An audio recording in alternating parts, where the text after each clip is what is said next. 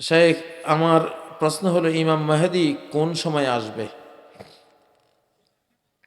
আপনি কবে চান উনি কবে আসলে আপনার ভালো লাগবে?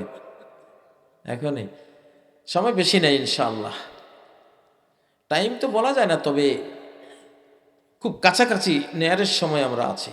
কেউ 2028, 29, আমরা তো 2019-20 থেকেই সময় গণনা শুরু করছি, যে কাছে আনছি। আগে মনে করতে মানুষ যে উনি কবে আসবে, কয় হাজার বছর পরে আসবে, এটার কোনো ঠিক ঠিকানা নাই, ঠিক না? তো এত হাজার দূরে ঠেলে দিলে তো কোনো জিনিসের প্রতি আবেগই নষ্ট হয়ে যায়। আসলে জিনিস তো যেখানে কাল কেয়ামত, কোরআনে শিখাইছেন আল্লাহ যে কেয়ামতকে বলবা যে কাল, আগামীকাল, তাহলে নয় কেয়ামত সম্বন্ধে তুমি সতর্ক থাকতে পারবা, ঠিক নয় কি? কাল কেয়ামত মানুষ কয় না, ওয়ালতানজুর নাফসুম মা কদ্দামাত লিগাদ, প্রত্যেকে যাতে দেখে নেয় কালকের জন্য সে কি করেছে, কাল কিয়ামতের জন্য সে কি উপার্জন করেছে। তো কাল কিয়ামত, বেঈমানরা কিয়ামতকে দেখে হাজার হাজার হাজার বছর পরে, আর ঈমানদাররা দেখে আগামীকাল, কাল। আজকে মরে গেলে, কালকে মরে গেলে কালই আপনার কিয়ামত। যে যখন মারা যায় তখনই তার কিয়ামত হয়ে যায়, ঠিক নয় কি? তো ইনশাল্লাহ ইমাম মাহাদি, আমরা আশা করি, বুঝতেছি উনি যুবক বয়সে আছেন এখন, ইনশাল্লাহ সময় ওনার মানে চূড়ান্ত সময় আসলে বেরিয়ে যাবেন ইনশাল্লাহ। উনি আসার আগে কিন্তু ইসলামী খেলাফতের তৈরির কাজ শুরু হয়ে যাবে, শুরু হয়ে গেছে অলরেডি। আব্দুল্লাহ বিন জুবাইরের শাসনকালকে কি খেলাফত বলা যায়? খেলাফত হলে উমাইয়া খেলাফত কি হলো? খেলাফত, মুলুকিয়ত, এগুলি সাধারণত রাজকীয় শাসন ছিল। খেলাফত ছিল চার খলিফা, আবু বকর সিদ্দিক, ওমর ফারুক, ওসমান গনি, হজরতে আলী এবং হজরতে হাসানের যেই 6 মাস, এই মোট এখানে যেই 30-35 বছর, এইটা হলো খেলাফত। বাকিগুলি হলো রাজকীয় শাসন। রাজকীয় শাসন হইলেও সেটার সংবিধান ছিল কোরআন। সংবিধান কি ছিল? কোরআন ছিল।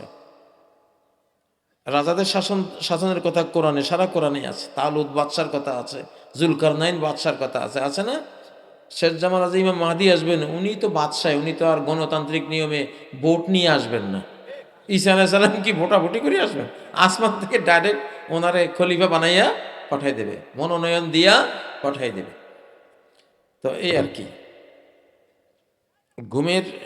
ঘুষের টাকা দিয়ে সম্পদ করে এ টাকা দিয়ে মসজিদ বানানো যাবে কিনা? না, কিছুতেই না। ওই মসজিদে নামাজ পড়াই হারাম যদি ঘুষের টাকা দিয়ে কেউ মসজিদ বানায়। এটা মক্কার কাফেররা বুঝতো। এই জন্য কাবা নির্মাণের সময় হালাল টাকা যখন শেষ হয়ে যায়, তো তারা কাবাকে ছোট্ট করে বানাইছে। এখন যে হাতিম, ওই যে কাবার সামনে যে ঘেরাও করা একটু জায়গা আছে না, কাবার এক পাশে, ওই তখন হালাল টাকার অভাব হওয়ার কারণে তারা আর ওইটুকু বানাইতে পারে নাই। ইব্রাহিম আলাইসাল্লাম যতটুকু বানাইছিলেন কাবাকে, যত বড় করে, ওরা অত বড় বানাইতে পারে নাই, ছোট্ট করে দিছে। কেন? হালাল টাকা নাই এই জন্য। তাহলে কাফের মুশরিকরা পর্যন্ত জানতো যে আল্লাহর ঘরে কোনো হারাম টাকা ব্যবহার করা যায় না। যদি আপনি করেন তাহলে ওখানে নামাজ পড়া তো হারাম, মসজিদ নাপাক, কিছুতেই কোনো হারাম টাকা মসজিদে ব্যবহার করা যাবে না।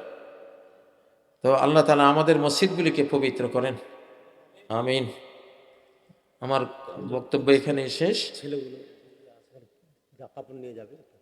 আচ্ছা জি, আমরা মুনাজাতের আগে আপনারা, এটা তো একটা মাদ্রাসার যেহেতু আয়োজনটা, হ্যাঁ, কিছু আপনারা সবাই পকেটে হাত দেন, একটুখানি সাহায্য করেন।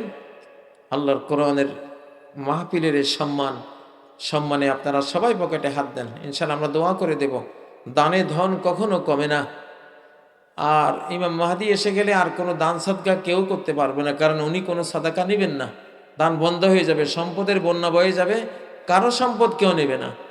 এখন সুযোগ আছে, কিছু দান করুন। সাদাকা আর দানের ছায়ার মধ্যে হাসরের দিন যখন কান পর্যন্ত ঘামে আমরা ডুবে যাব, সেদিন এই দান সাদাকা ছায়া দেবে আমাদেরকে ইনশাআল্লাহ। প্রিয় বন্ধুরা, হ্যাঁ, দোয়ায় শরীক হয়ে যাবেন। দোয়ায় শরীক হয়ে যান। শেষ ভালো যার, সব ভালো তার।